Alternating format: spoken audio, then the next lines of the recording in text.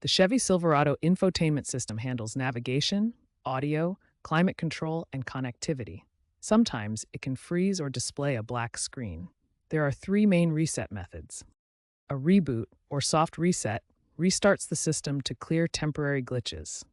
Hold the power button on the screen for 10 to 15 seconds. A factory reset erases all custom settings and data, reverting to default. Access it via Settings, System, Factory Reset. Use this for persistent issues, but back up your data first. A black screen often needs a full power cycle. Disconnect the battery for 10 to 15 minutes to fully reset the module, or consult the dealership. To perform a soft reboot, locate the power button on your infotainment screen. Hold it for 10 to 15 seconds until the Chevy logo appears, then release. This clears temporary glitches without losing data. For a factory reset, go to Settings on your infotainment screen, select System, then Factory Reset. Confirm the action. This erases all personal settings and data, reverting to defaults. For a black screen, try the soft reboot first.